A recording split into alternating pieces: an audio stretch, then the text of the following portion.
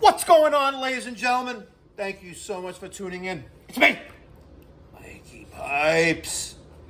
Sunday morning, September 28th. It is 9:59 a.m. I have a 10 o'clock interview scheduled. And while I like to be optimistic, I'm also a little bit pissed off because I could have went to Restaurant Depot this morning because I was right down the block coming back from a service call that I ran this morning. But I needed to be back here by 10 o'clock and a few minutes before to prepare for my interview, right? Because when I schedule time, whether it's with a client, a business partner, business associate, a colleague, or anyone for that matter, if I am making an appointment, I'm going to follow through with that. But it is still up 10 o'clock. I got quite a positive response from individuals asking for the aptitude test, or aptitude assessment, should I say. Test sounds, like aptitude assessment for potential, for candidates for our open plumbing and heating residential service technician position. And I realized that, I'm going to update it a little bit, and make it a little more simple. Because I realized that 43 questions that I have is a lot. So I shortened it down to 20. Now, the position is for plumbing and heating. So that includes drain stoppages, leaks under sinks, running toilets, no heat calls, no hot water calls. We only work on gas. We don't work on oil. So and it's a mix of multiple choice and a short answer. So for example, one of the questions here is, what tool, and this is a multiple choice question, right? What tool would you typically use to clear a main sewer line stoppage? Multiple choice. A, basin wrench. B, drum machine, which is a sewer snake. C, tongue and groove pliers. Or D, a torch.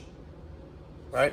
I'm not making this shit up, ladies and gentlemen. I am literally trying to give people the answers.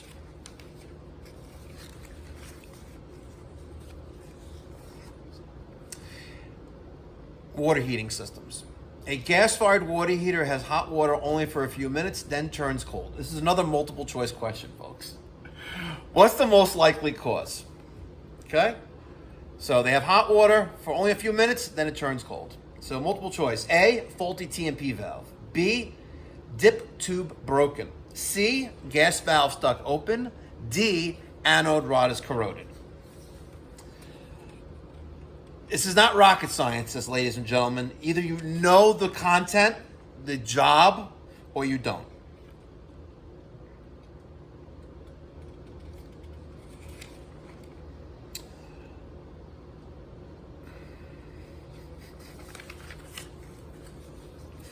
This section is for code safety and best practices. Another multiple choice. I'm not going to go into the short answer ones. We have to fill in the blank.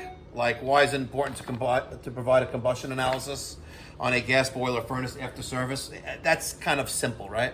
But multiple choice. Which personal protective equipment, PPE, should be worn when using a sewer machine? Earplugs, safety glasses and gloves, respirator, or a welding mask? Okay? Ladies and gentlemen, if you got these questions correctly and you live in the Long Island, New York City metropolitan area, and you are tired of working for a mediocre company, I pay well. I do. But you have to deliver. Okay? You have to deliver.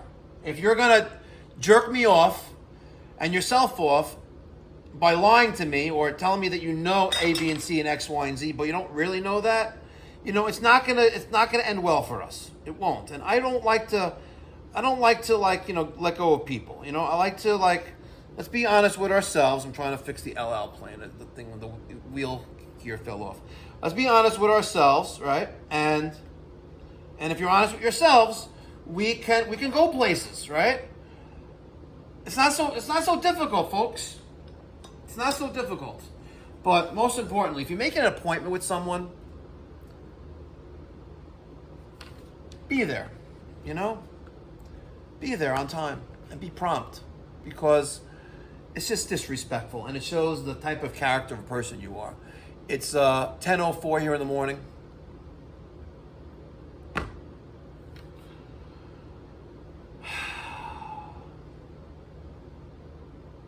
You know what, we're gonna call him.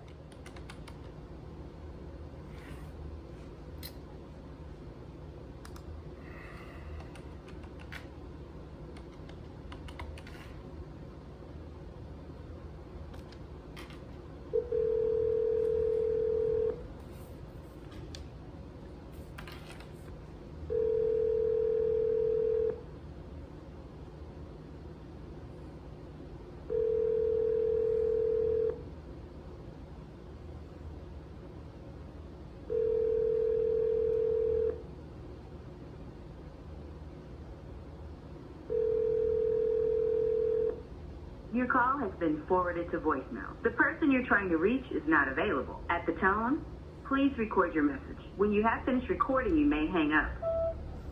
Good morning. This is Mike from Pipe Doctor. We have a 10 a.m. interview this morning at our office here in Woodmere that we confirmed with you the other day. It is after 10 and you are not here. Disappointing. I hope that you are okay and not like involved in some kind of accident or you're in the hospital or dead.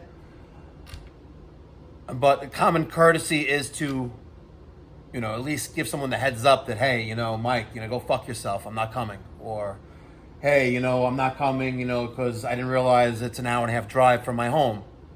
But that's common courtesy. And I wish you the best of luck in your future endeavors. But as a word of advice, if you're going to make an appointment with someone, follow through. If you make an appointment, or at least give them the courtesy of a text message, an email, a message, something. Slide into my DMs.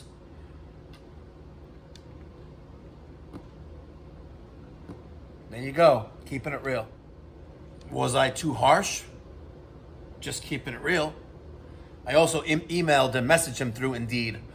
You were scheduled for a 10 a.m. interview today and didn't show up, call, or message. That's not respectful of others' people's time. We won't be moving forward with your application. Best of luck elsewhere.